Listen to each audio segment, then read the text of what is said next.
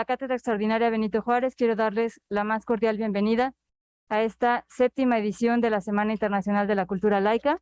La séptima edición de la Semana Internacional de la Cultura Laica, que lleva por título Retos, la laicidad frente a los retos sociopolíticos actuales, una agenda de discusión.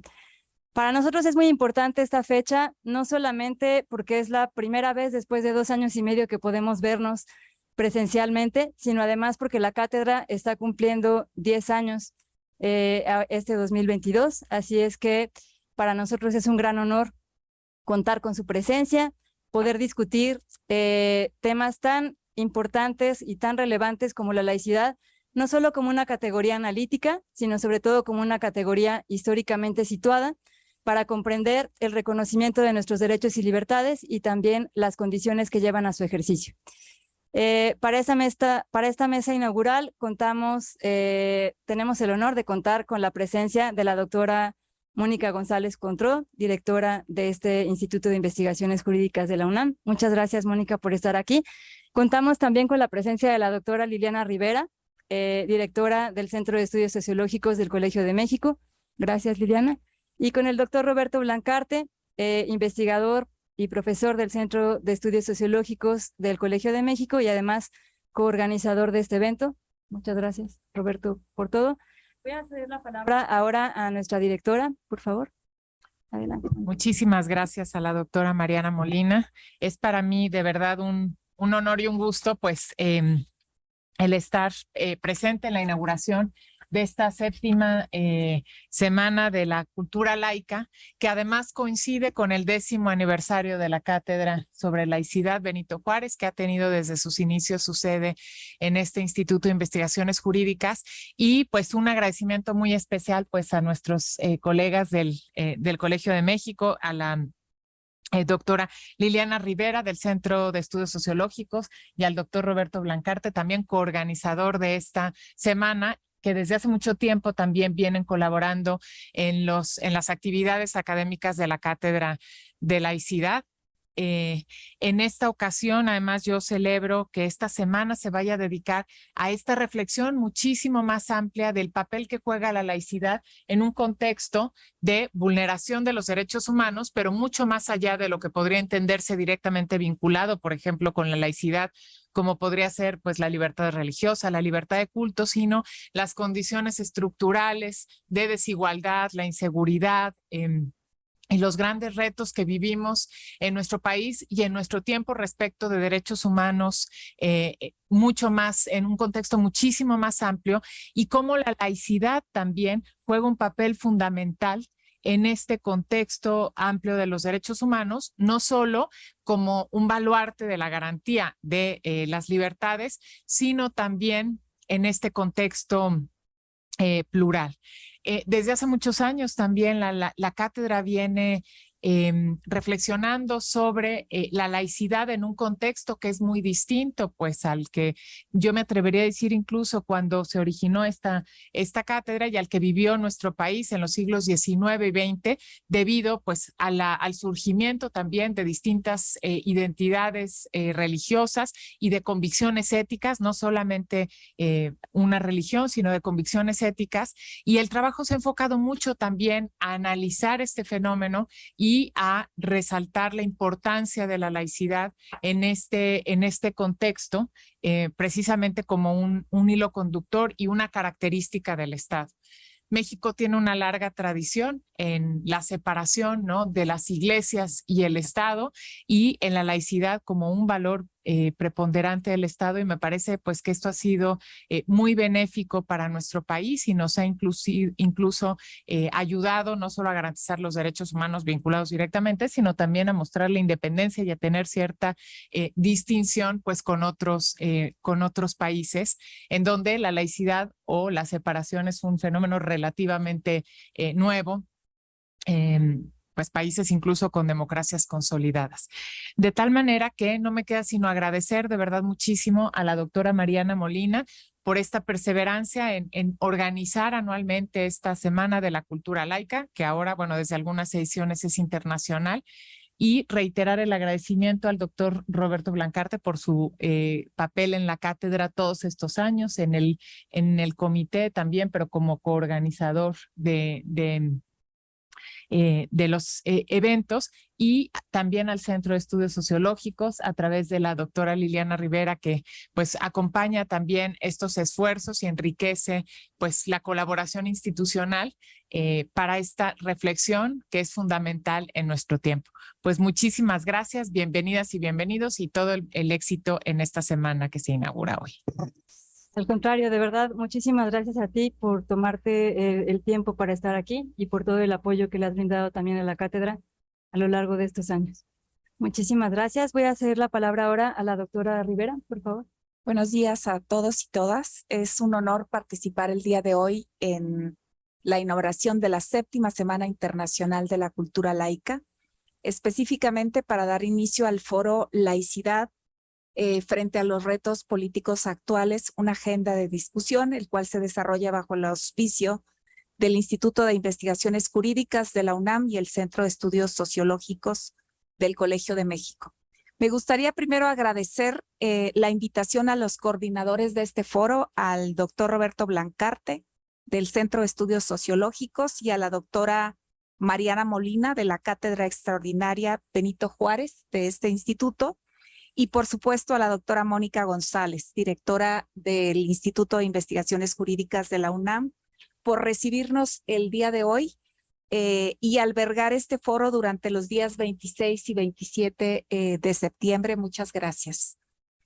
El intercambio académico que tendrá lugar durante esta semana abonará a comprender las modalidades que ha adoptado la laicidad en América Latina en una perspectiva histórica, y apostará a hurgar específicamente en las formas en las que el poder público y el poder político, el poder religioso, mantenían ámbitos diferenciados de actuación e intervención, para comprender efectivamente la separación entre el poder político estatal y las diversas confesiones religiosas.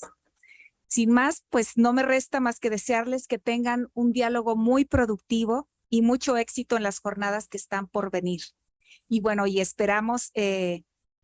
los esperamos también en el Colegio de México para continuar en este intercambio en el marco de la 7ª Semana Internacional de la Cultura Laica, a partir del miércoles 28 de septiembre. Así que sin más, enhorabuena y mucho éxito. Muchas gracias, doctora Rivera. Voy a ceder ahora la palabra al doctor Blancarte, por favor. Gracias. Bueno, muchas gracias por recibirnos en esta que es la más grande institución universitaria de nuestro país. Y en este instituto que además se conoce por ser productor de un conocimiento tan especial, tan profundo en materia de investigaciones jurídicas, siendo probablemente el centro más importante en esta materia también en nuestro país. Y le agradezco mucho también la recepción a la recién nombrada directora Mónica González Contró de este instituto, y felicidades por lo mismo. Y también nosotros tenemos una nueva directora en el Centro de Estudios Sociológicos, así que el poder de las mujeres está sintiendo aquí realmente cada vez más, lo cual me da mucho gusto. Y precisamente yo quería recordar cómo hace 10 años el doctor Narro, entonces rector de la universidad, decidió la creación de esta cátedra, siendo un tema muy importante para él y dándose cuenta de los intereses que había también por parte de muchos investigadores en este Instituto de Investigaciones Jurídicas. Se decidió la creación de esta cátedra y el doctor Narro me hizo el favor de invitarme al consejo directivo de no sé si se llama consejo directivo o algo así, del consejo como asesores, más bien yo creo, algo así de la cátedra. Y a mí me dio mucho gusto y hemos estado trabajando desde entonces en el tema, colaborando precisamente desde el principio. Yo traté de que el Colegio de México se integrara a los trabajos de la cátedra en la medida de lo posible, sobre todo en esta semana de la cultura laica que creo que siempre hemos organizado conjuntamente. Así que, bueno, es un gusto que estemos cumpliendo estos 10 años y con la 7ª Semana de la Cultura Laica. Y me da mucho gusto también que esto no haya terminado con el rector Narro, sino que el rector Graue, quien lo sucedió, también manifestó su interés en seguir apoyando esta cátedra, y gracias a eso, a pesar de todas las restricciones presupuestales que hemos sufrido, la cátedra se ha mantenido y sigue con una actividad importante. Así que también, pues, si le puede transmitir al rector Graue nuestro agradecimiento, sería muy bueno. And I'm gonna say something in English to welcome all our guests coming from faraway countries like Germany or Brazil or Argentina. It's probably longer or the same, more or less the same hours. It's like 10 or 9 hours from Argentina and from Uruguay that are coming to visit us.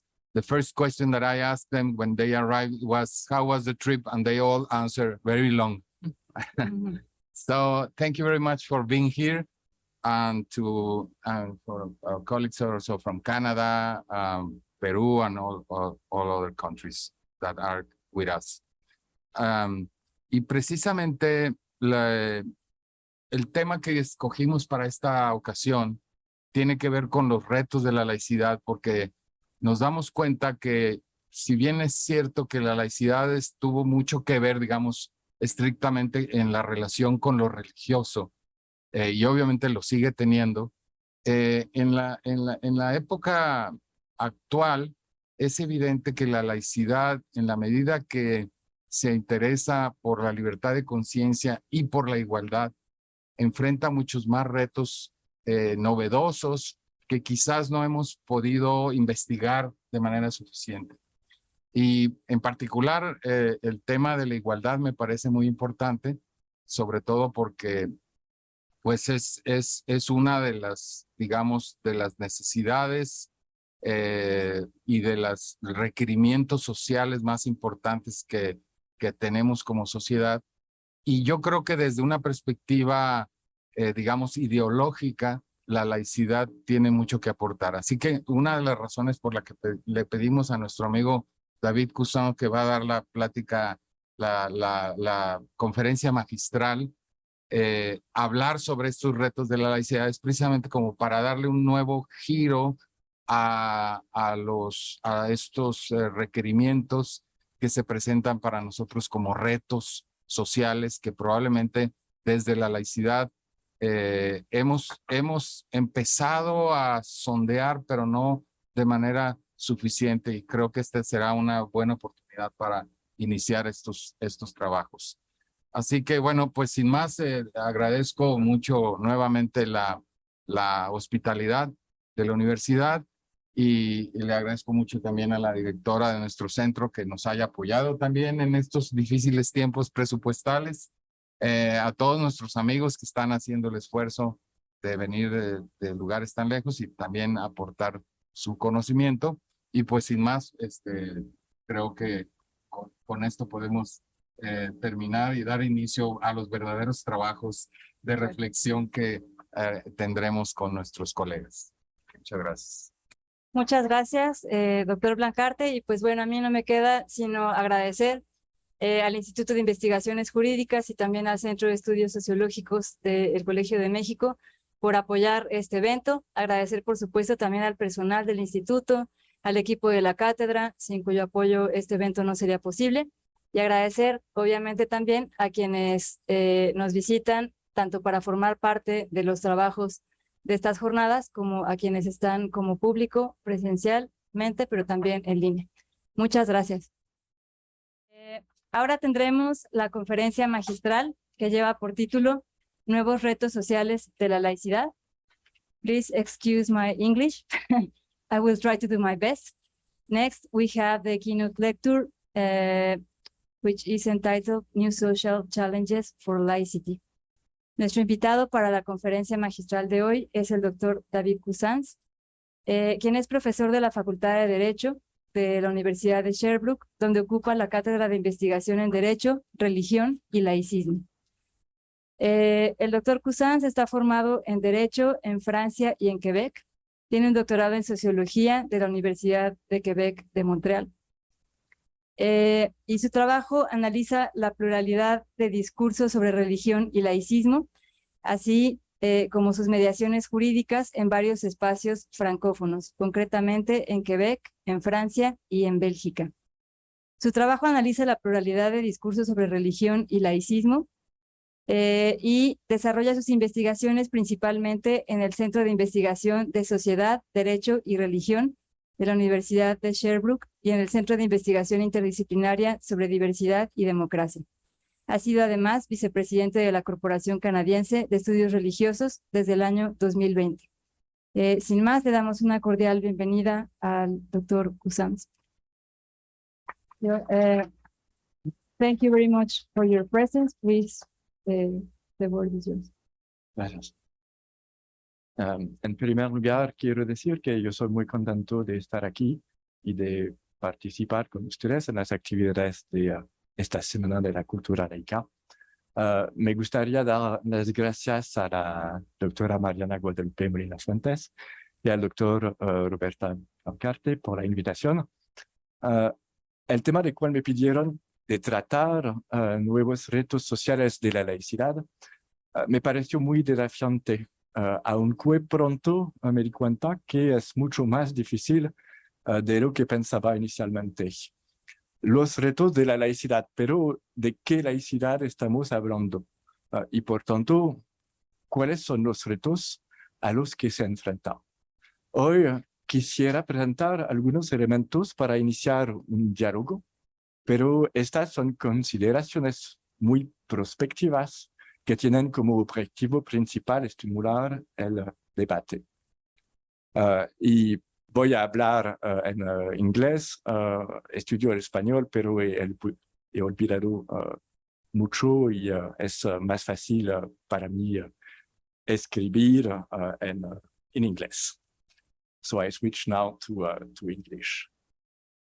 So in order to address the new challenges of secularism, one must first clarify what is covered by the notion of secularism itself. What are we talking about when we talk about secularism? The question may seem odd, especially when it is raised here before an assembly of academics and students who have been working on this issue, secularism, for years. However, taking some time to recall the meaning of this notion is necessary because secularism has now become polysemic. In the last decades, in many national contexts, secularism has come into popular usage, often as a result of debates over the visibility of Islam in the public sphere, mostly in Europe, or in the relation of religious activism on societal issues such as gay marriage, gender issues, or abortion.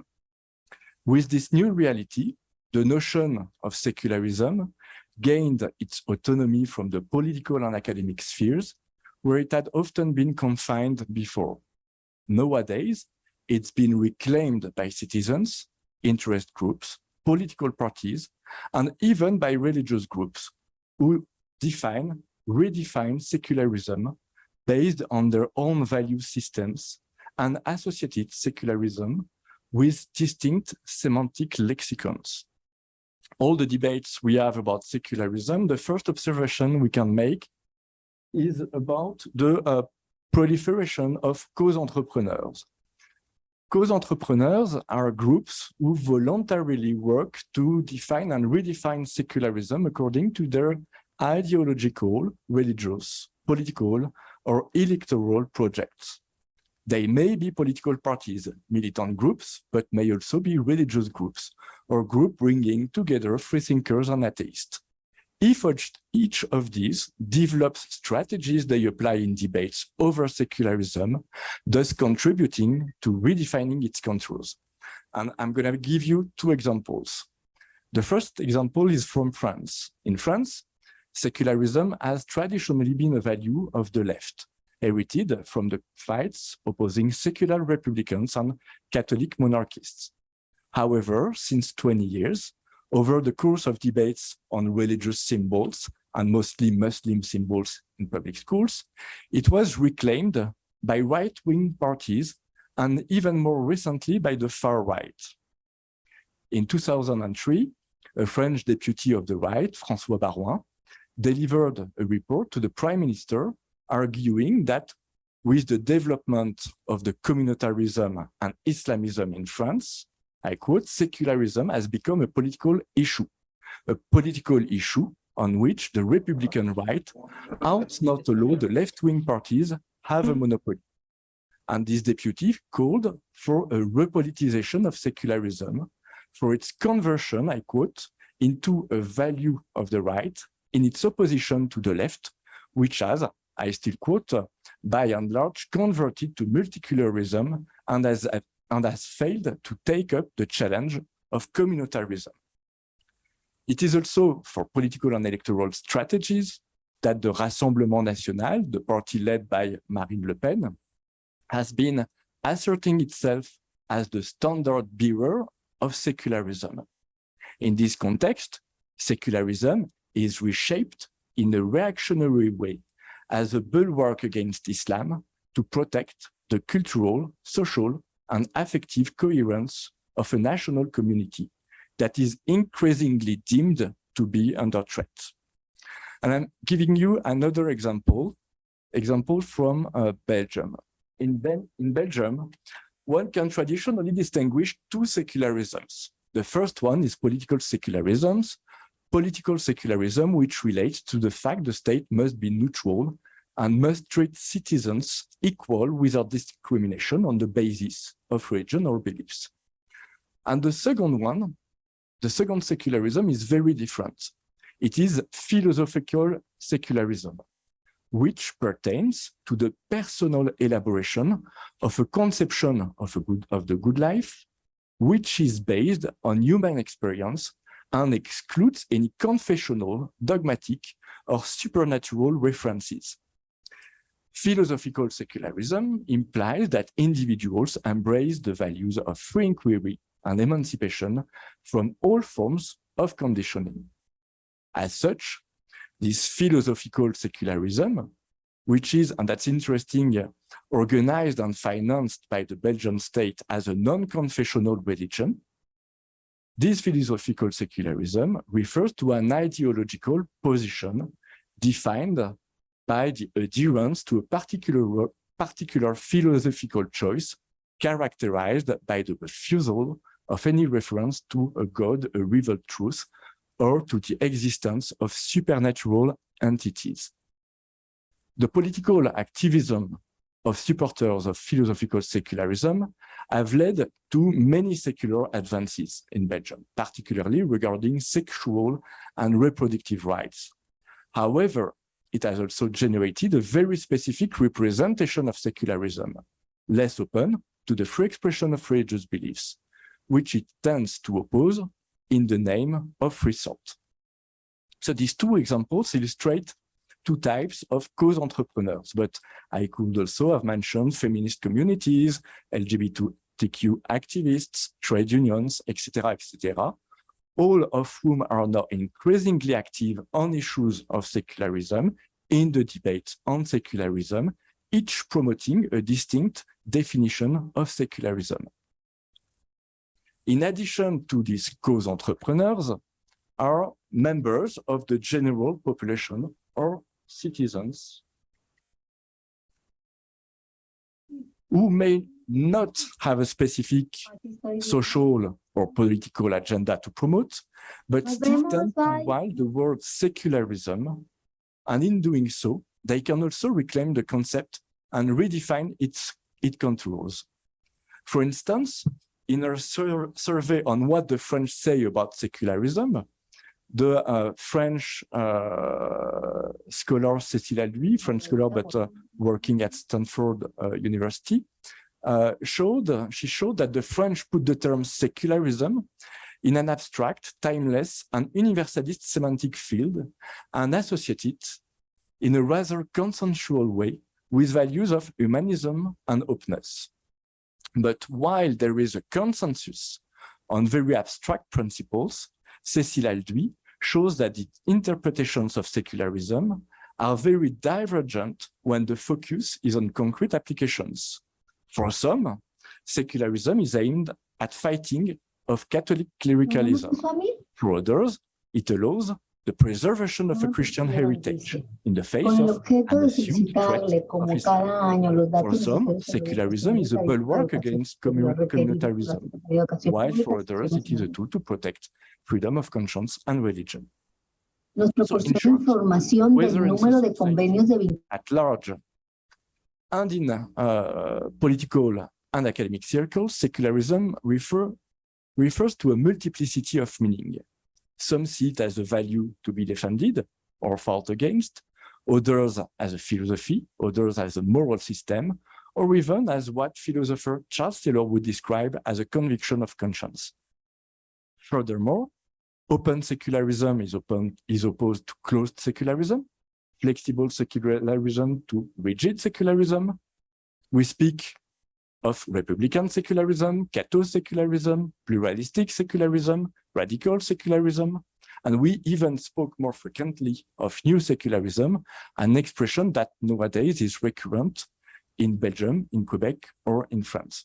So why did I insist on this multiplicity of meanings for the very notion of secularism in these opening remarks?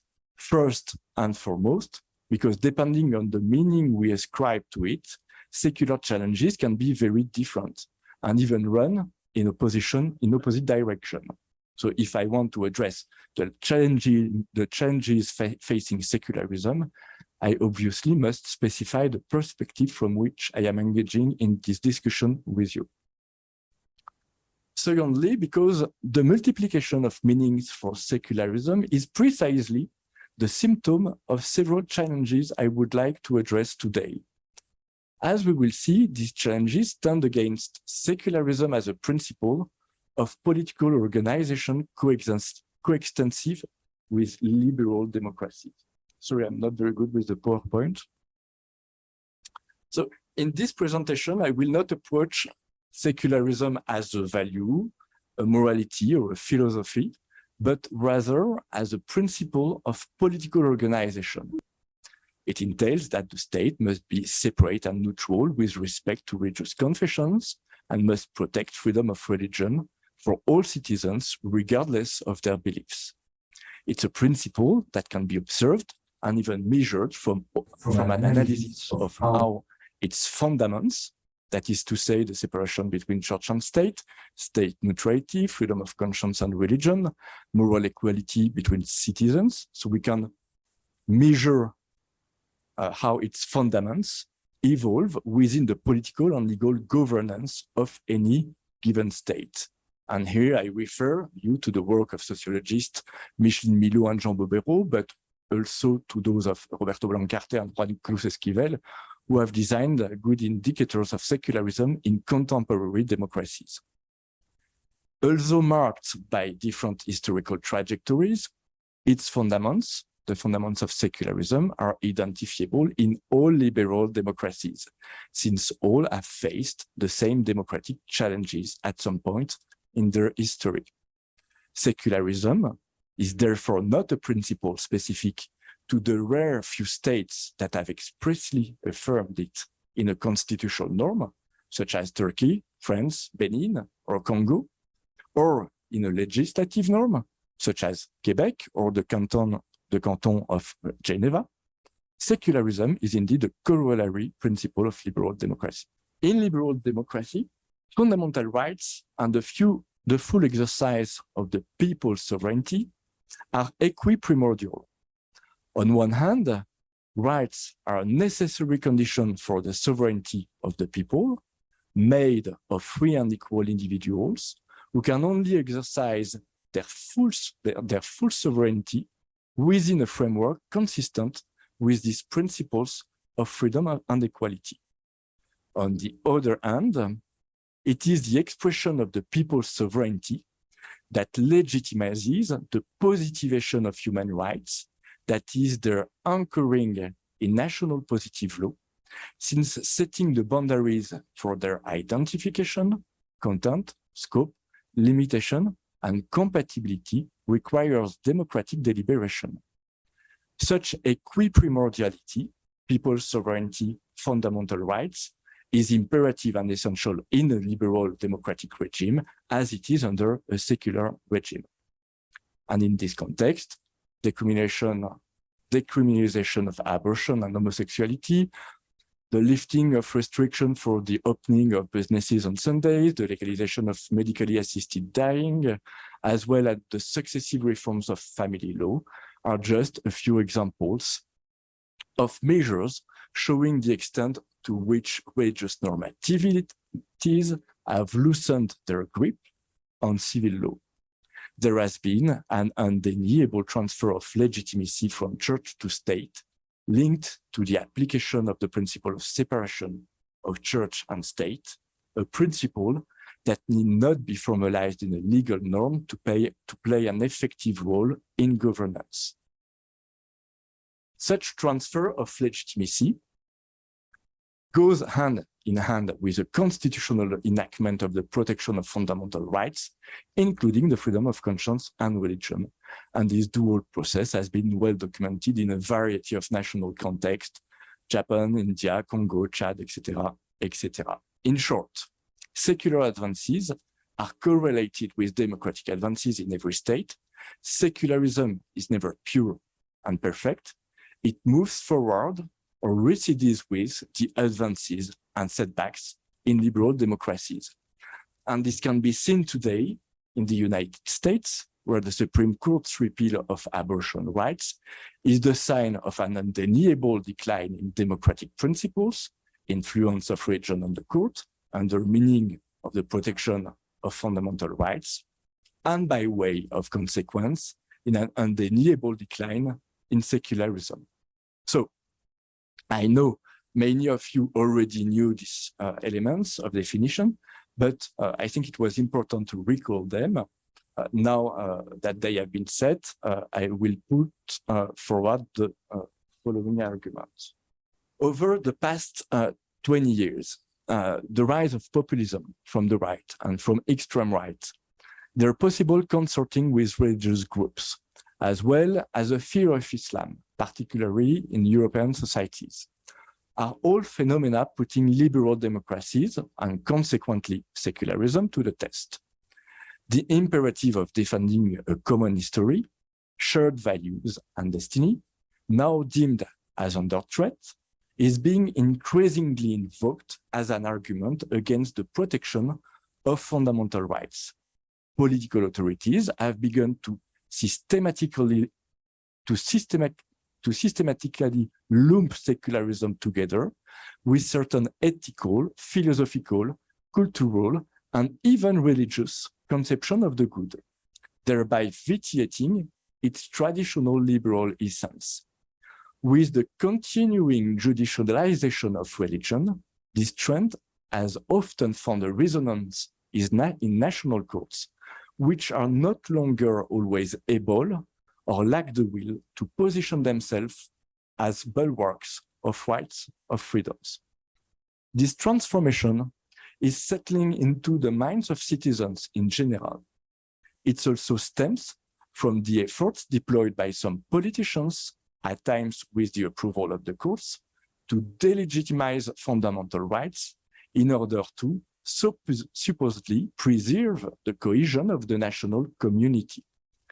Traditional liberal schemes of secularism are being reinterpreted, leading paradoxically to particularized versions of secularism that are increasingly associated with the defense of different inherited national identities. This phenomena does contribute to the decline of secularism, understood as a general principle of political organization in liberal democracy, as it is increasingly cut from its liberal roots and runs the risk of truly losing its universality because of its confronted with identity anxieties and is attacked by populism. In this context, one can diagnose two main challenges for secularism. The first one, and I think the most important one, is just to reconnect with its liberal essence. And that's going to be the first part of my talk, In Search of Lost Time, reconnecting secularism with its liberal essence. The second challenge is not to choose the wrong battles and continue to stay vigilant, because secular challenges may arise today in unexpected domains or contexts. And that's going to be the second part of the talk. So the first challenge of secularism is therefore to reconnect with its liberal essence when it is first confronted with political and religious populism, and second, instrumentalized for nationalist ends in European societies in a context of fear of Islam. So first, the rise of political and religious populism.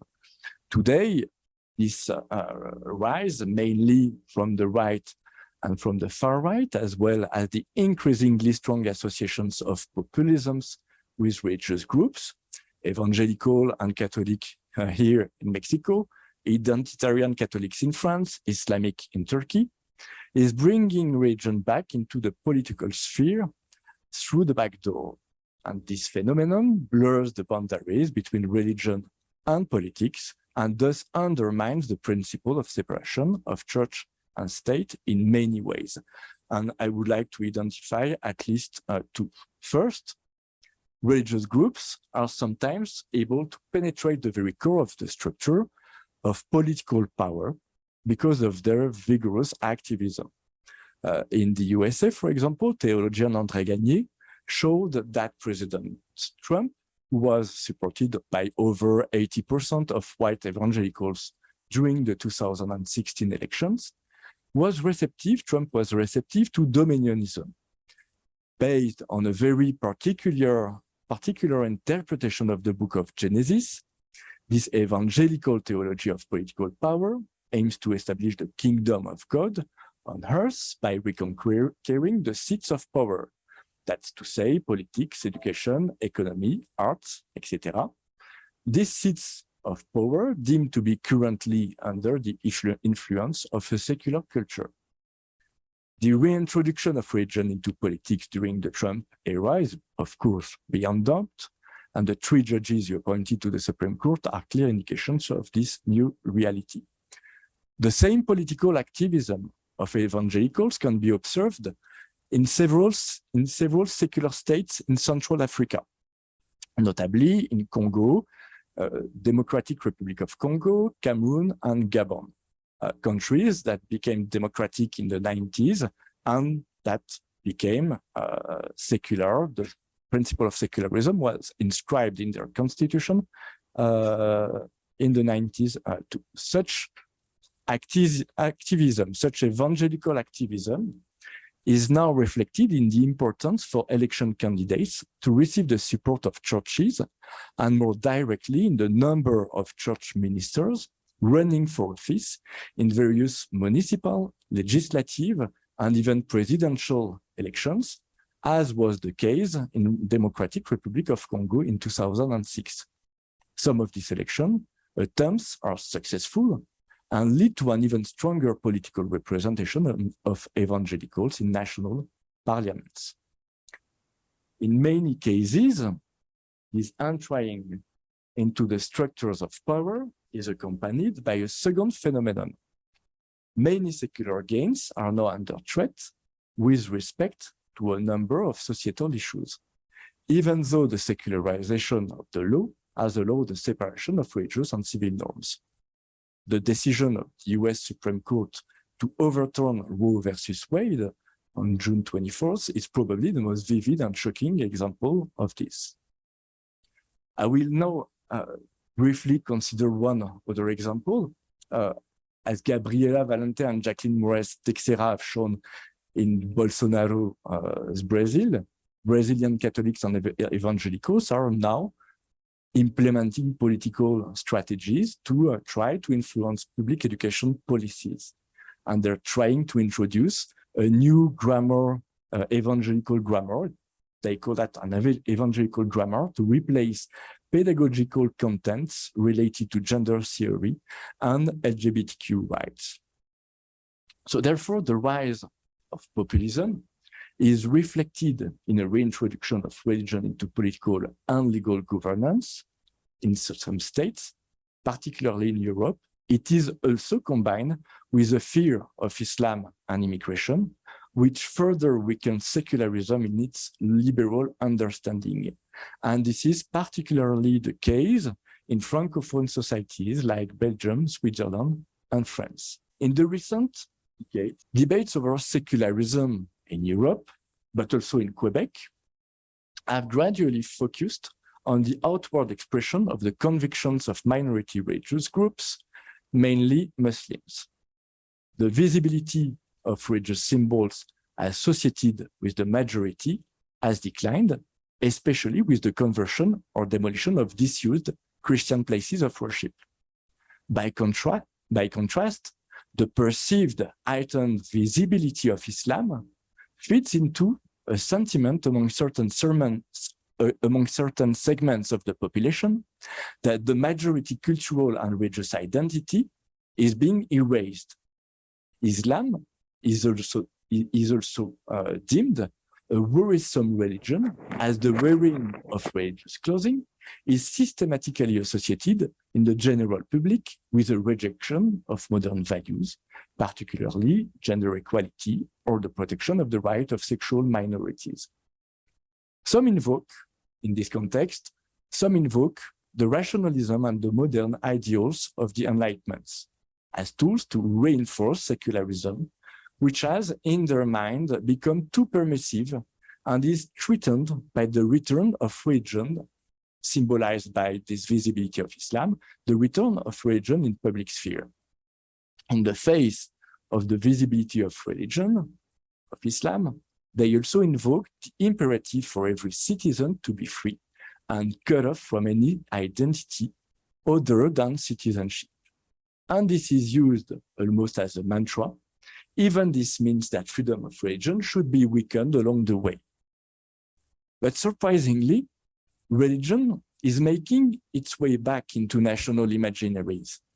However, it is the religion of the majority that comes into play here, and many politicians, sometimes of the very first rank, no longer hesitate to refer to the history and to the Judeo-Christian identity of the nation.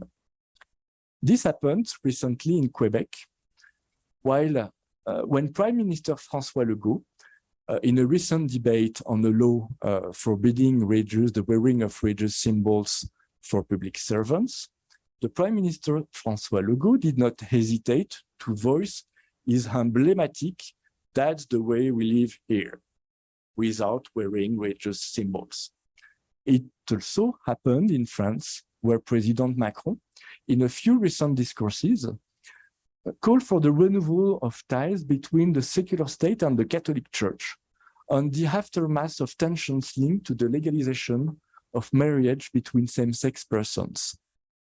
Furthermore, religious relics, which are part of the Christian historical path, are increasingly associated with cultural heritage to legitimize their presence and visibility in public institutions. And here we would recall the debates around the installation of nativity scenes or crucifixes in some public buildings in France, but also in Quebec. In contemporary debates and policies, we do observe that secularism is now used for nationalist ends.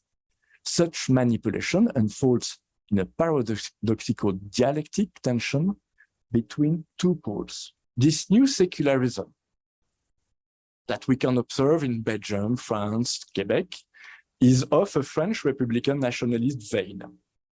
It draws on Enlightenment rationalism and conveys several age-old values: humanism, liberty, emancipation, progress. This form of secularism invokes the universality of citizenship, making membership in the polity conditional upon a prior suspension of particular allegiance. It undermines some freedoms, particularly the freedom of religious expression. It is profoundly assimilationist. One of the goals is to give invisibility to the religious symbols imported from the East. And this new secularism is often of a civilizationist, nationalist character. It reintroduces religion into a national imaginary and anchors citizenship to a Christian identity purported to have been handed down to and shared by all. It is profoundly differentialist.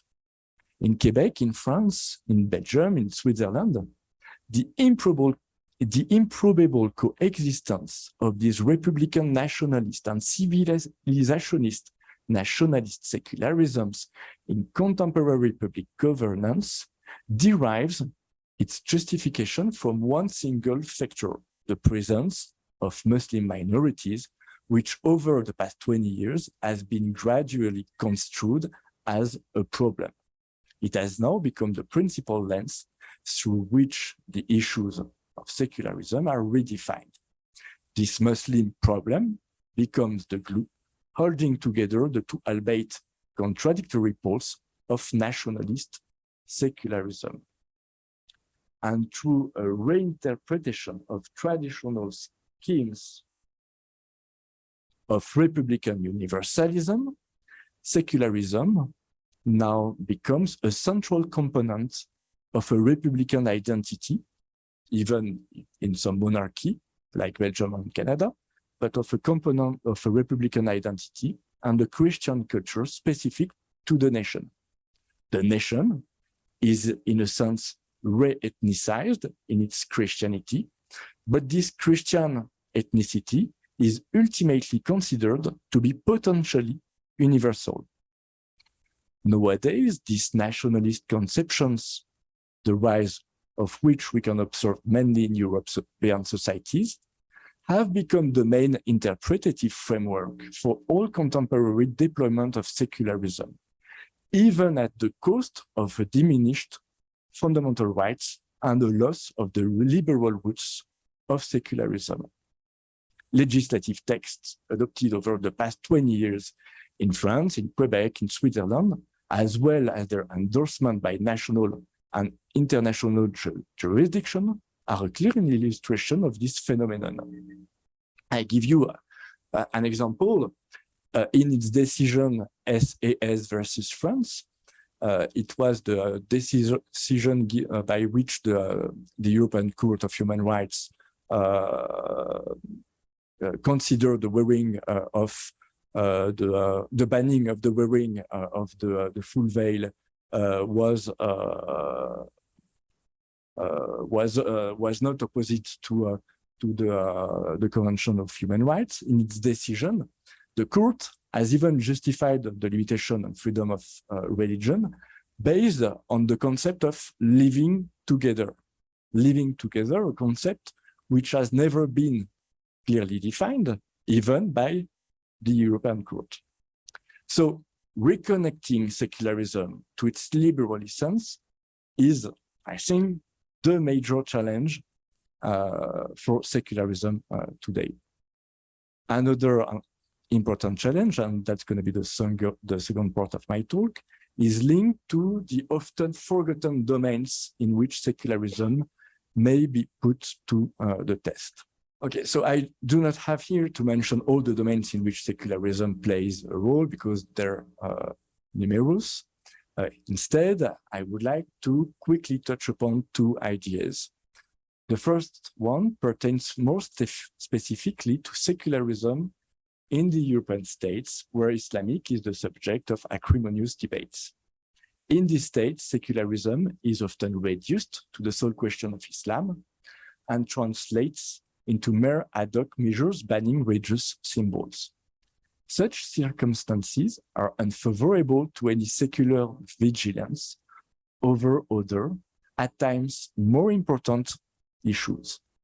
And the second idea is that many secular challenges arise in unexpected domains or contexts. So first idea.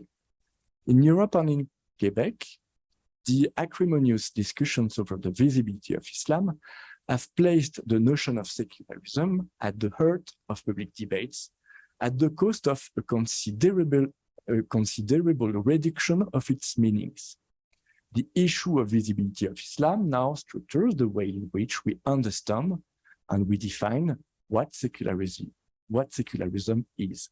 And this reductive image is finding a widespread resonance in media and political debate, or even in the legal arena. And reducing secularism to issues related to Islam creates at least two problems.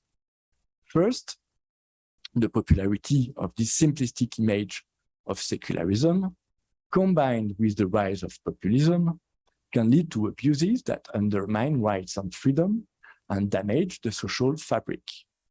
This has been happening in France, of course, but also more recently in Switzerland.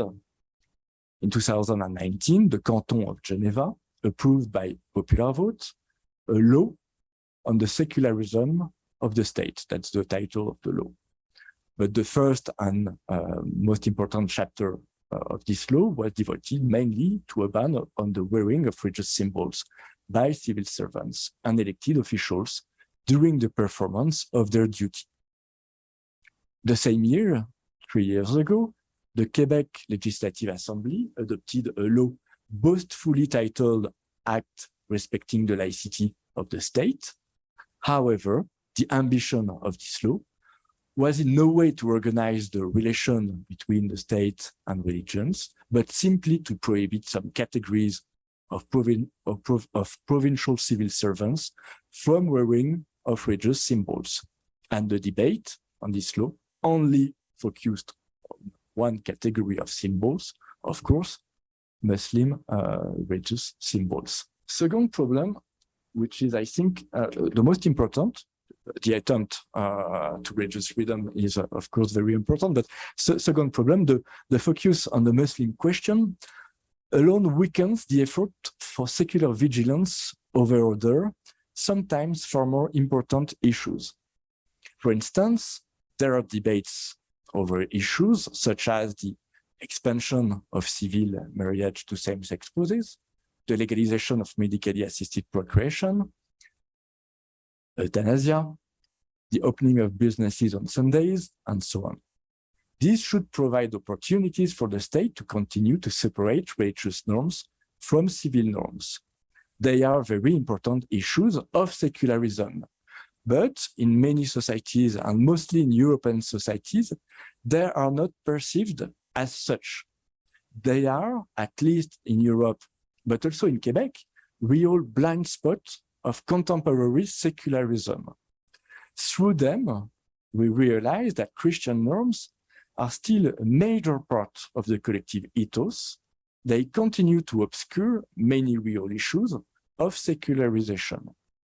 For instance, in Quebec, while the constitutionality of the Act respecting the laicity of the state was being challenged before the court 2 years ago, another issue pertaining to secularism was unfolding. Indeed, and it was during the pandemic, as part of the emergency measures against COVID-19, the government not only reduced the freedom of worship, but also imposed the closing of shops on Sundays.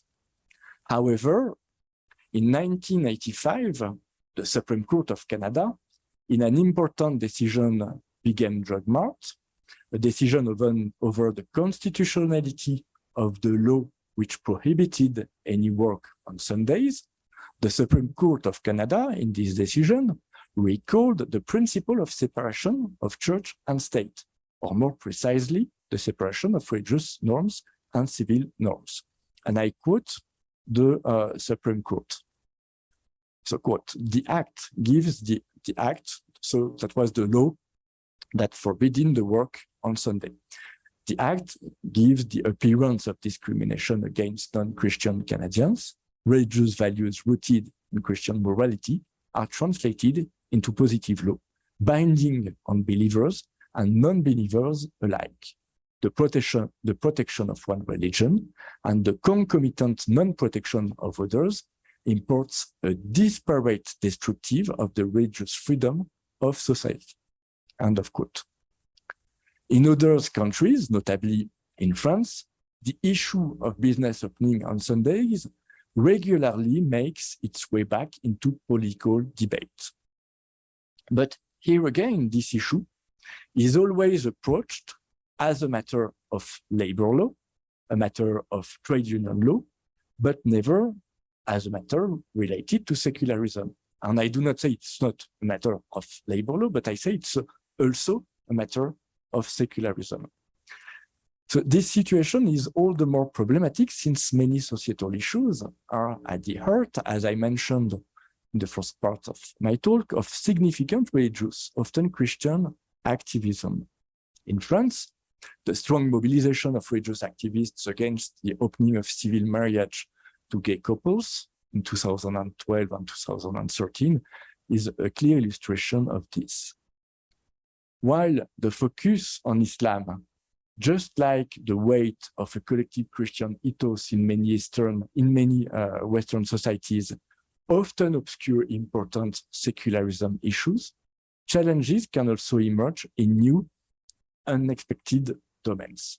So as I mentioned, the COVID-19 epidemic is a good example here. We would never have anticipated that secularism would be challenged by the need to take emergency health measures to fight a pandemic. However, in several countries, both freedom of religion and the principle of separation between church and state were affected by these measures. And here I do not dispute the legitimacy of these measures or even the goodwill of the decision makers, but my observations are only meant to indicate that there was indeed an issue of secularism in an unexpected place.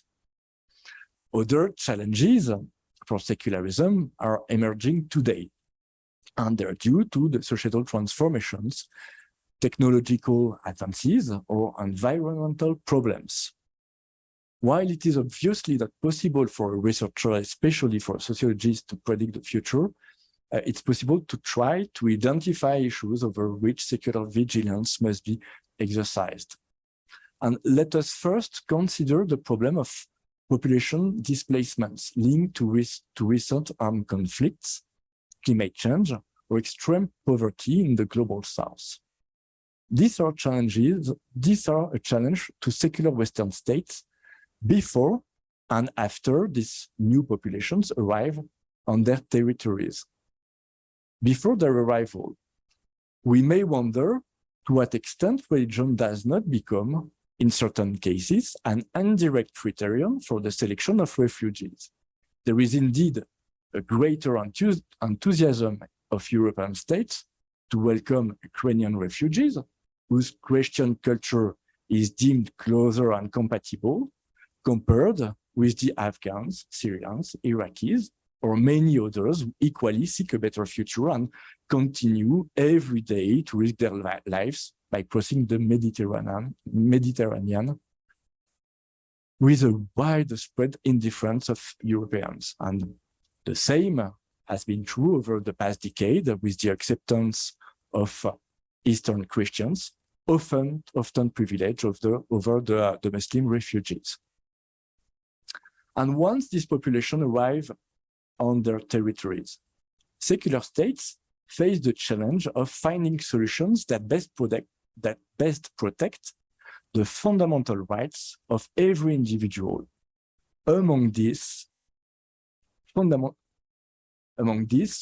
rights is the freedom of religion, including the right to worship for all, regardless of religious convictions, provided there is no disturbance of public order.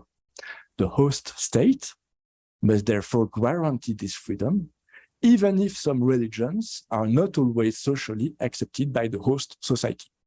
And that's usually the case for Islam. And recent debates over the installation of minarets in Switzerland, mosques in France and in the United States, or ultra-Orthodox synagogues and evangelical prayers rooms in Quebec are a few examples of secular issues that are bound to multiply with these population displacements. Other issue, in many Western societies, population aging and the increase in the number of senior residents in health establishments, and retirement homes also leads to various challenges for secularism. Often, these new living spaces are state-owned and managed. And as a result, the state may be reaching further into the private sphere. For these aging populations with declining mobility, expectations of organized social activities come with complex situations requiring difficult arbitrations. How can peaceful coexistence be guaranteed in a restricted space for populations whose convictions of the good on the good life are sometimes at odds? How can free expression of religious beliefs be guaranteed while ensuring that it does not infringe on the secular rights of other users living in the same spaces? And some problems have already been observed and studied. For example, some believers from religious minorities experience discrimination and may have difficulties living their faith in their new places of residence. Other examples, several research work have documented the return of discrimination experienced by LGBTQ people in retirement homes, where they find themselves in a confined place, in close proximity to those who may have stigmatized them in the past, sometimes for religious reasons. So we should expect secularism to be involved in many new domains. Immigration, aging of the population. One might also include the specular development of artificial intelligence. There is a growing use of algorithm by states to classify individual trajectories and operationalize equality between citizens in a very technical way, with a lack of regard to the concept of human dignity, which is the heart of the principle of equality and of the principle of secularism. And as a final point, I would also mention the climate change and other environmental challenges. They can disrupt the beliefs and ancestral rituals of indigenous population in many regions of the world. If states do not act to protect the places where their spiritualities are expressed, and the state, the secular states, has the obligation to protect freedom of conscience and religion. So these issues are also issues of secularism. So I would leave you with these last observations as I conclude my presentation. Both the social and environmental upheavals and the rise of populisms, along with the weakening of liberal democratic regimes, should lead to a call for increased vigilance. The challenges are numerous, and secular vigilance is bound to become of topical interest. Agradezco una vez más esta invitación que me ha permitido realizar este ejercicio prospectivo, ejercicio que rara vez se toma el tiempo de realizar en el marco de proyectos de investigación específicos, y espero que este tentativa de ejercicio habrá nuevos debates y posiblemente nuevas vías de investigación sobre la laicidad. Y una otra vez, muchas gracias por la invitación.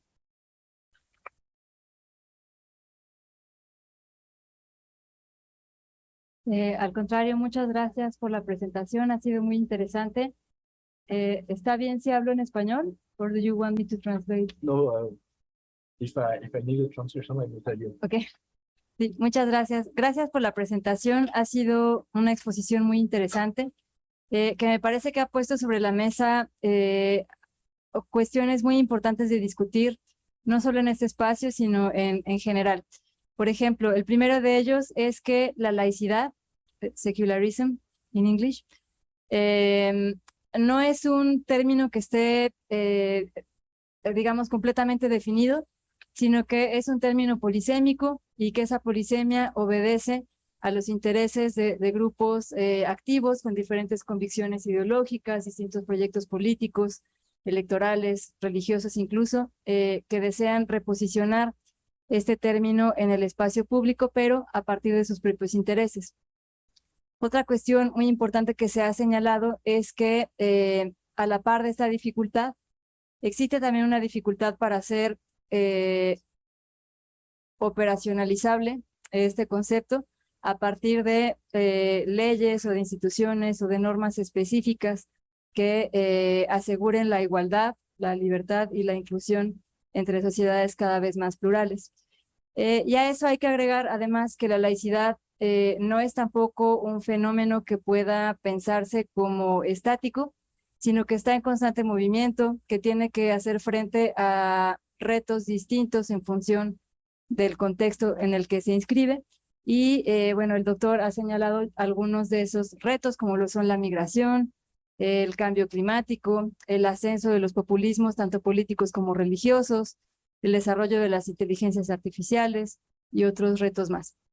Agradezco mucho la intervención y vamos a abrir un espacio para preguntas y comentarios por parte del público, así es que si alguien en la sala o quienes están por Zoom y por Facebook Live tienen algún comentario o alguna pregunta que hacer, el espacio está abierto. Sí. Yes, sure. Just a minute. Yes. That's it. I will speak in English. Thank you very much for this interesting talk, and especially for pointing out the tendency of decoupling between secularism and liberal values. That was a very important contribution, I think. However, I would like to add some points to the picture that you were giving. First of all, I would say, wouldn't we have to take into account like contradictory tendencies in the European landscape with regard to secularism and Islam?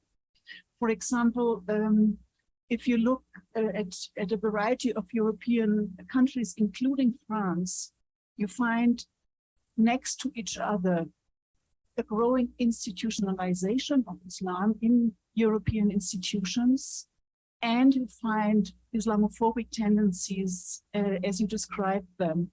And I found quite interesting that France, for example, is much more advanced in integrating Muslim chaplains, for example, into the military than other European countries were that might not be so laicistic in other respects. So I think isn't the picture more nuanced with regard to this relation?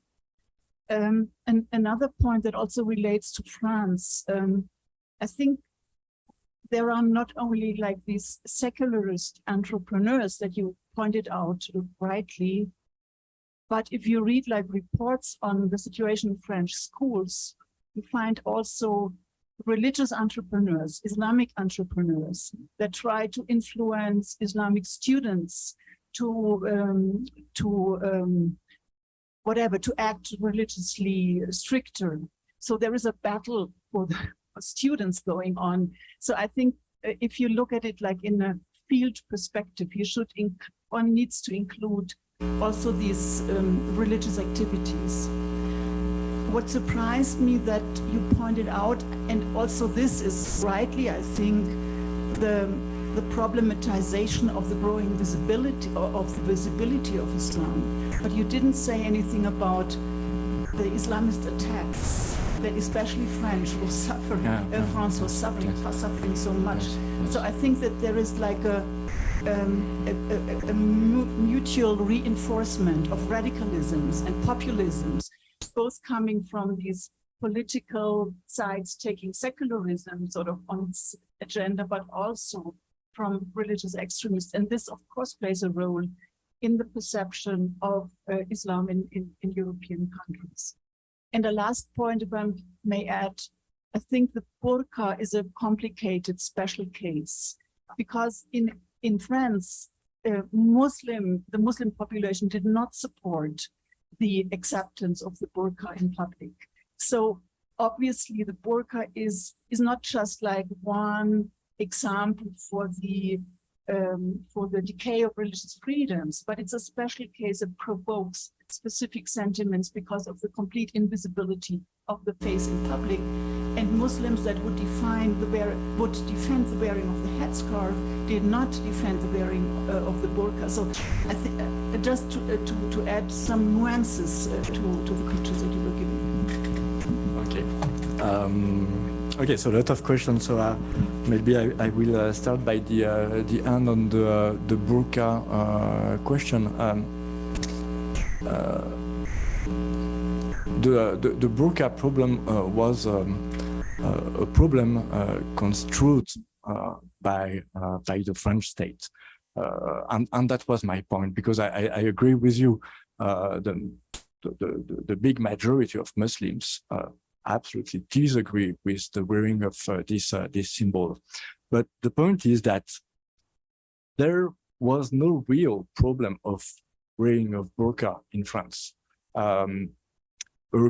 According to the renseignements généraux, that's to say to the police, when the problem emerged, they were possibly less than 1,000 women wearing this clothes in France. So over a population of 70 million, I think, of inhabitants, it was not a real problem, but it was construed by the politics and by the President Sarkozy at this time as a main problem. It became a social issue, and for me, that was the point. It is part of a large story that started at the end of the 80s with the first controversy over the visibility of religious symbols, and that contribute to create this perceived Muslim problem, this idea that Muslim convictions, culture would be in essence incompatible with the culture of and the values of the majority. And well, that was the point I wanted to make. But all of these measures, so this banning of religious clothes in context where the idea is not denying the problems, but the idea is that other solution could have been implemented. It contributes, and I think you're absolutely right, to radicalize the different positions between the communities, let's say the Muslim communities, and some secular movements. And I really think these different laws contributed not to the integration of population in the Republican system, but to separate them and to reinforce their particular Muslim identity. Why not against the Republican identity ideal? So I think, yes, there is this sort of mutual reinforcement of a secular idea of the way we should be a citizen in France, but also in Quebec, we have exactly the same movement since a bit more than 15 years. So mutual reinforcement of this polarization of positions. Yes, there is some. I agree with you. There is some religious entrepreneurs now present in the society, and especially in schools. There are a lot of studies that show that. But what's interesting is even these religious entrepreneurs, they have an idea of what secularism is or what secularism should be. And in a way, these religious entrepreneurs could also be called as secular entrepreneurs. Secular entrepreneurs, it doesn't mean you promote a sort of pure conception of secularism. It's just that you promote an idea of secularism. And evangelical groups, Muslim groups, or Catholic groups in France, in the context, when they oppose to the law on the gay marriage, there in a way there are also some secular entrepreneurs because they try to promote a certain idea of secularism, where the separation between church and state is not very strong, where there is more or less restriction to freedom of conscience or religion, but it's still a way to conceive secularism.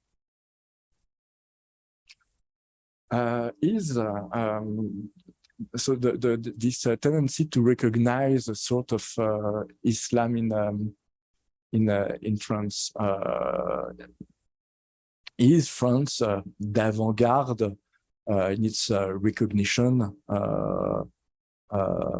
of Muslims in the military, for example? Well, yes and no, because the military is still very recent. In 2006, it was, I think, 2006, the first Muslim chaplain was nominated. So it's not that old, and still now there is not such a very good representation. Maybe better than in other places, but not that very good. We can think to the represent of Muslim chaplains in French prisons too, and we could consider that there is now, of course, a very good representation, which increased very quickly in the last years, and especially since 2015. But why? Because 2015 we had this first important terrorist attacks by young Muslims, some of them radicalized in prison, and we realized that maybe we should have had a better representation of Muslim chaplains. So, you know, yes, there is a sort of good, maybe better representation, and even this representation of Muslim, this form of recognition is very shaped on the Christian vision of what is religion. We try to organize the Muslim cult, Muslim religion in France, and to organize a dialogue with the Muslims as we do with the Catholic Church. So we try to work with them and to shape them on the Christian culture. Muchas gracias. No sé si hay más preguntas en la sala. Sí, por favor. Tenemos también algunas en línea. More than a question and some remarks that I would like to introduce to the discussion. ¿Sí? ¿Se oye? Ah, no, ahora sí. Yeah, I would like to introduce some remarks to this discussion. One of the interesting things that I find every time that I meet with people from Europe is that we are forced to look at the problem in a different way, because here in Mexico and in most of Latin America, we don't have let's say, the Islam problem. We don't even care about that. No, it doesn't appear on it. So something that is at the central discussion in Europe, it's not necessarily it comes in the same way in America, and let's say in Latin America. It's different in any case. And I think that helps us to try to understand, for example, the way we understand how all these movements, entrepreneurs, and all this are redefining laicity or secularity. It's interesting because from our perspective, our academic perspective, I always think if we really need to define secularity as in a normative way, instead of just following what reality is. No, okay, secularity is what we want to define as such, or what they are doing with secularity. No, and that's my first point. That just to discuss it. Yes, but that's. Oh, sorry. And the second point that your very interesting talk made me think was the question of the problems that we have here and the challenges of secularity for Latin America. So what are the challenges we have? What you mentioned, one of them is migration, and migration related to beliefs, but also the problem of inequality, violence, and poverty. They are not really related between them necessarily, but I have always thought that we have to study better how secularism has an impact on poverty, or let's say escaping from poverty or escaping from the problems of poverty. And I always give an example. What's the problem of abortion in Mexico, for example? It's related to poverty, because the person who will have more that problem, let's say, of solving the abortion problem related to beliefs and related to the role of churches, it's because we will find in most cases that the problem goes to a young indigenous woman who will not have any possibility of dealing with the problem unless, of course, secularism acts in some other way. So that's what I was thinking with the challenges that we have that are different challenges in Mexico or Latin America from European challenges. My daughter would say, "Oh, those are white people problems only." But anyway. Do you want to answer, or do you want to? Just a quick remark on the first point. Very interesting because, well, in my talk, I adopt a normative position, and I considering that secularism is liberal principle. But now there is a democratization. We could say there is a secularization of the idea of secularism. Secularism is reappropriated by many groups, and in Europe, I think we could be by every single citizens.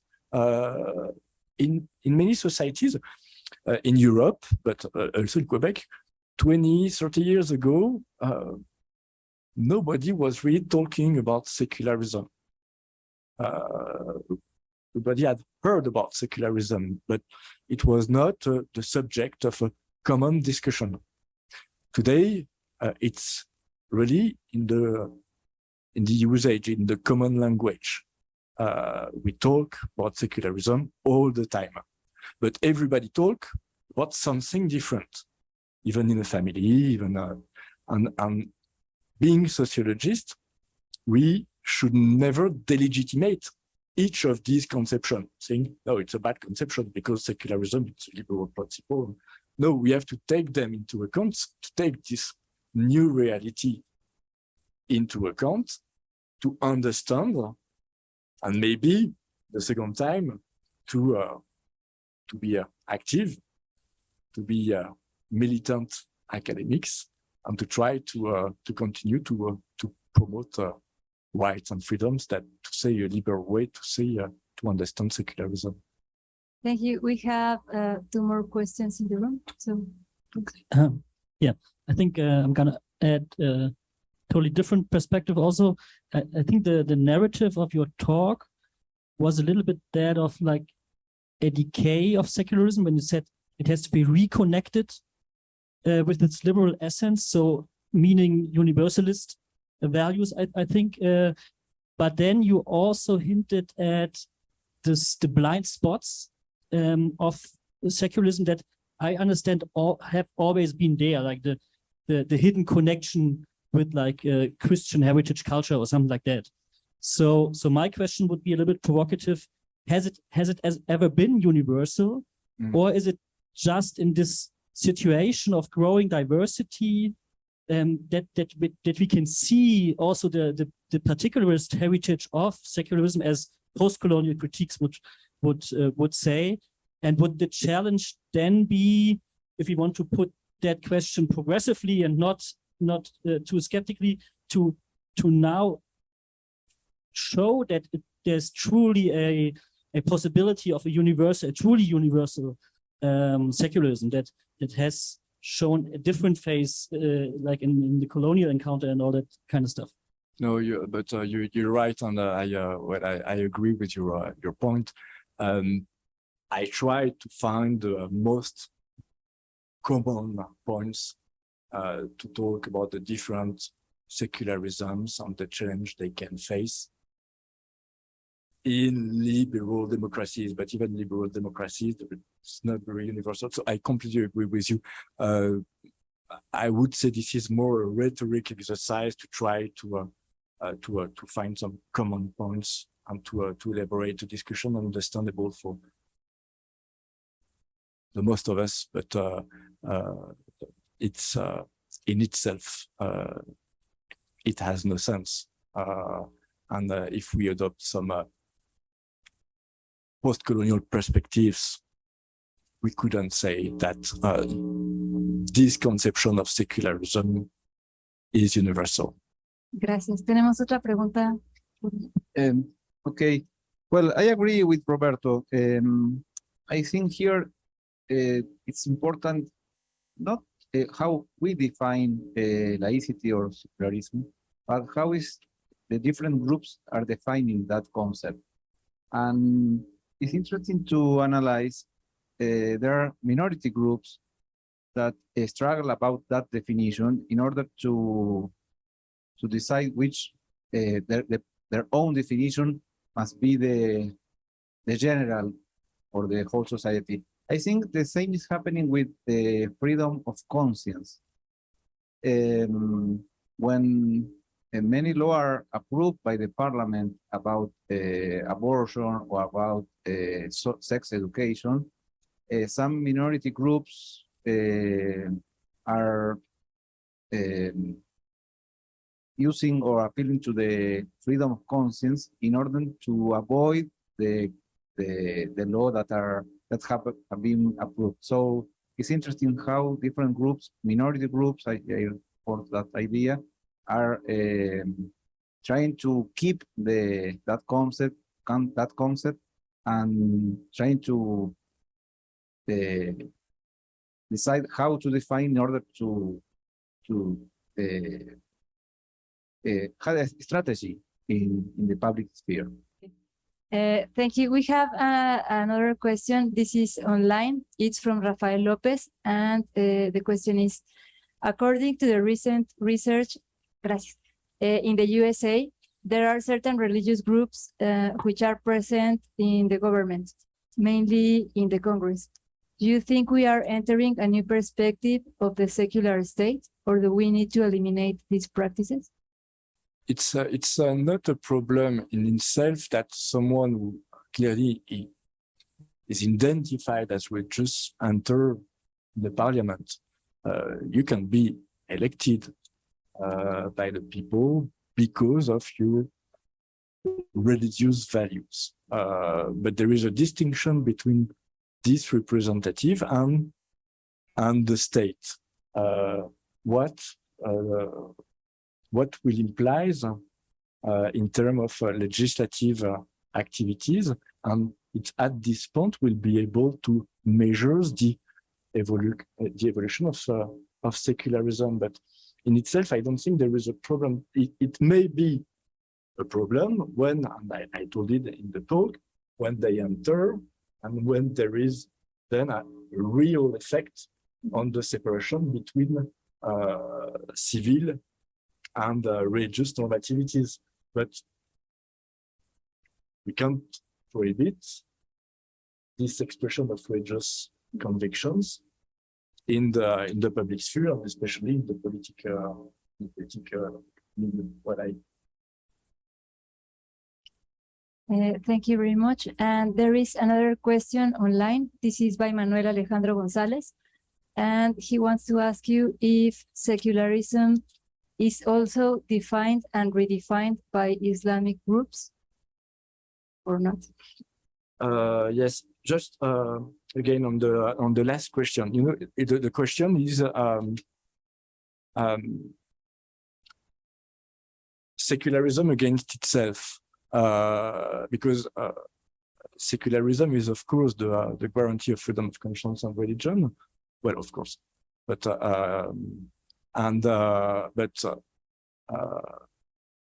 this freedom of conscience and religions allows in return some attacks to secularism, and especially on the principle of separation of church and state and separation between civil and religious normativities, and that's what we can see, especially notably these days in Central Africa. So you know, secularism can work against itself, and so we have to take care of them. This is an issue intrinsic to secularism. So that maybe that would be an element to answer. So cause entrepreneurs in Islamic, yes, sure. Yes, of course.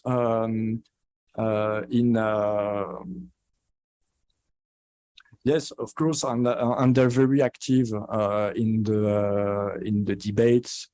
So in Europe and in Quebec, and in Quebec, for example, you have a lot of Muslim associations which were created during the debate around the law on secularism, and you have the Muslims for open secularism, the Muslim for Republican secularism, so different kind of groups which will promote very different conceptions of secularism according to the way they positioned themselves with regard to their religion. More question I would like to add to the discussion. So we're discussing here if we can give a normative definition of secularism, because if everyone defines as he wants secularism, then we don't really, I mean, we do have a problem.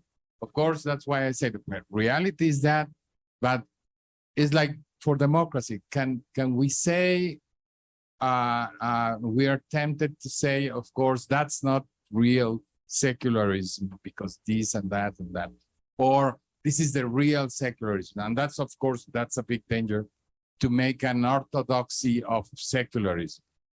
But at the same time, we have to understand and recognize that secularism is historically linked to liberalism, yeah, and linked to a few values historically born in the Western world. How that developed and went to other places, that's something else, and that's part of the discussion.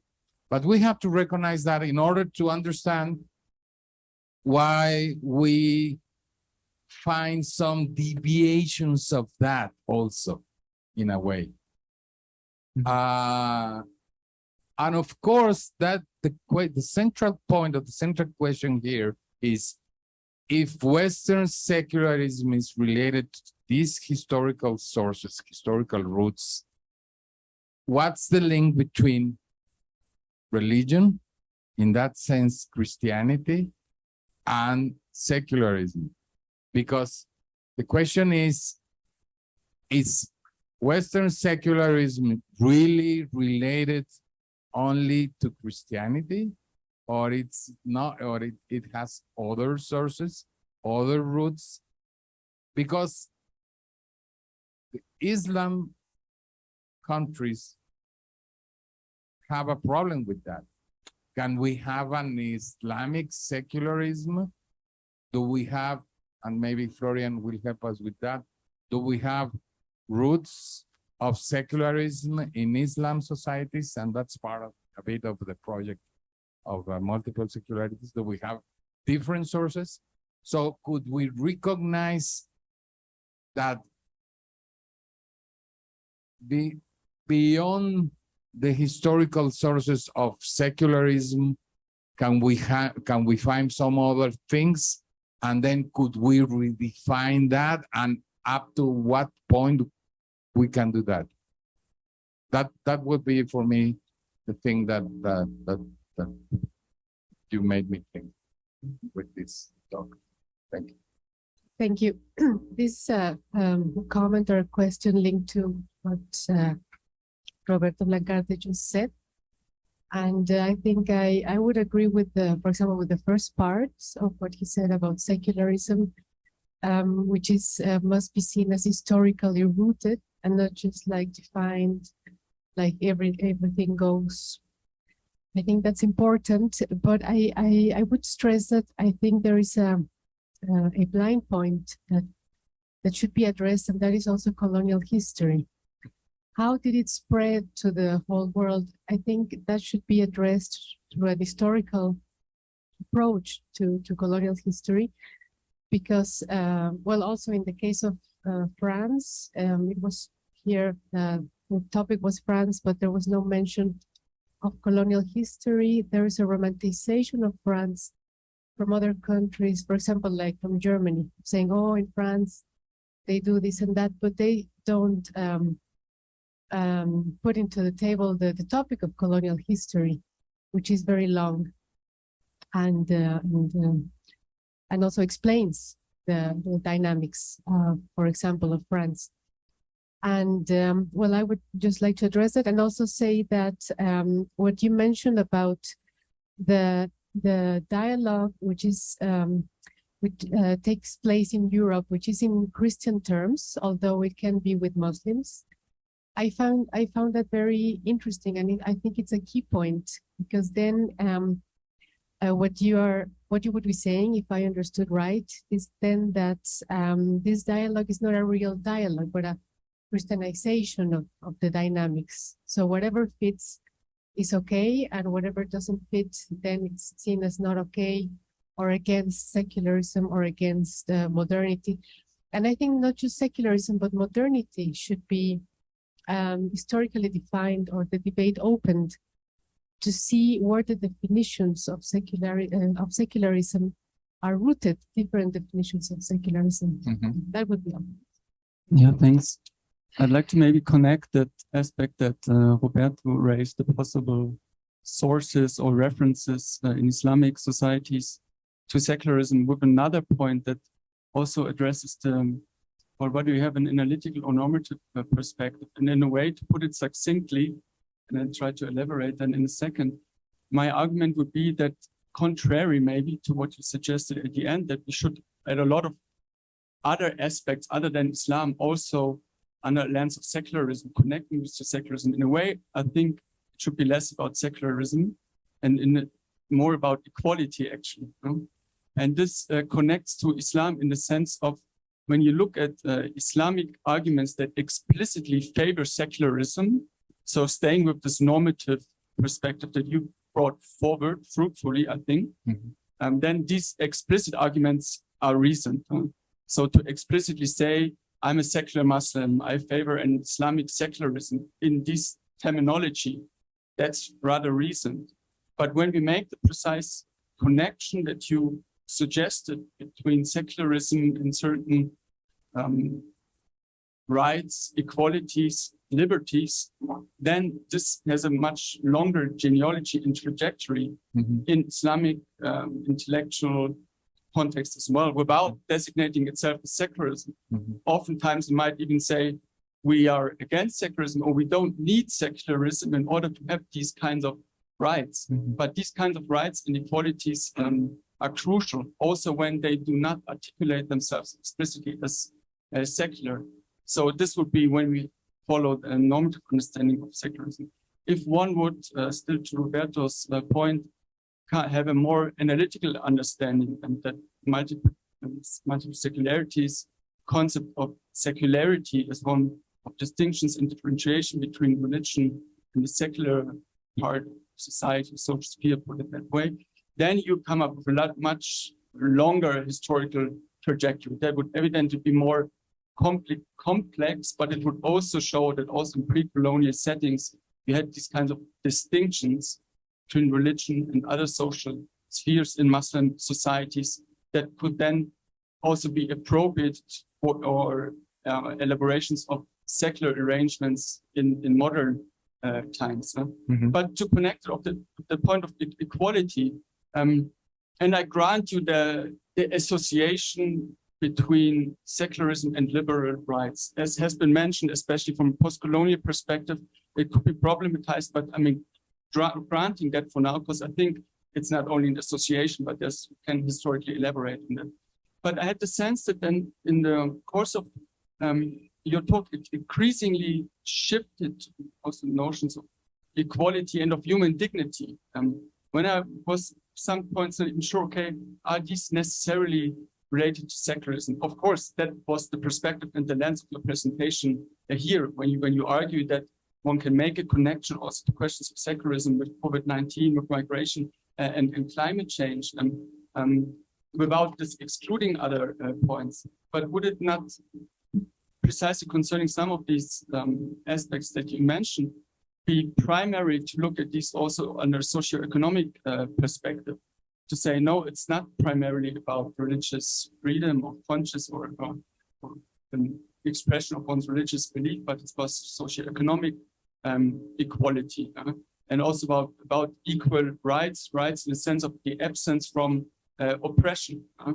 And when I focus on this aspect of equality without necessarily make the connection to secularism, then actually my perception of ongoing debates or precisely also in Arab and Eastern Muslim societies is that it's increasingly about these basic rights. So in the sense of, whereas 30 years ago, there would have been heated ideological debates, just socio-political order or derived socio-political order. Does it have to be Islamic or secularist? And some would say secularism is the solution, and others would say Islam is the solution. Today, it's more, no, it's about basic human rights. Whether you articulate them in Islamic terms or in secular terms, it's not even the central issue anymore. For example, in Tunisia, when there's very laïque, francophone citizens saying, well, if you speak about these basic human rights in the terms of Islam, we call them maqasid al-sharia, so objectives of and Islamic law, that's fine with us. The important thing is that we agree upon these basic rights. And I think this follows also from experiences, to put it very pointedly maybe, it doesn't matter whether you're being oppressed by a secular government or an Islamic government. And you experience accumulating that neither the Islamic nor the secular legitimization and elaboration of the government is the solution or the problem, but it's whether it's oppressive or whether it's actually allowing for basic rights of citizens. Then I have the sense that actually, in a way, connecting to the association that you made between secularism and equality and basic human dignity, but maybe adding to the points that we maybe shift the primary anchor here from secularism to human dignity and equality, then that would maybe open up a vista towards seeing, okay, these basic requirements, that it's actually about, yes, they can be articulated by reference to an ideal of liberal secularism, as you put it, but maybe that's only one version of it. That should, in this sense, maybe rather be put secondary, because I think and I'll finish with that, sorry for getting so long. No problem. Because as an analytical observer, so again, on the difference between normative and analytical concept, at least my understanding of in an analytical observer in this regard is also to point out the commonalities between positions that themselves articulate themselves as contradictory. So say a secularist one versus an Islamic one, and there's an academic observer pointing out no, actually you're basically basing your arguments on the same premises, and you're talking about the same issues. And as I said, I think that's also actually happening among historical actors themselves, increasingly realizing, oh, we should not fight about these ideas, whether it's Islamic or secularist, but focus on these more questions of equality and human dignity. Thank you. Unfortunately, we are running out of time. So if you just want to say like last words answering this. Yes, maybe a last word. It's not going to be answers because I think whatever you say is finally the question, and that was my main problem when I had to deal finally with this topic, challenges of secularism, and what I said at the beginning, it's what is secularism, and if I have to talk about the challenges, I have to find a way to talk about secularism. But I agree with absolutely with all of you. Maybe the key now is not to enter by the notion of secularism itself, which would be probably inappropriated for the different contexts for historical reasons, but to enter by some fundamental principles. We can identify the question of equality with one of them, but we can associate the religious, historical, cultural roots to determine the different secularisms. But I agree with you, and that was finally my problem when I had to think about this presentation and the way I could deal with a common and universal notion to present some challenges. But I have no clear answer, to give. I think the answer is to finally to deconstruct completely this notion and to work by the basis, and the basis is probably the right, the cultural history, the religious premises. Thank you very much. Thank you for this wonderful exposition and also for the comments.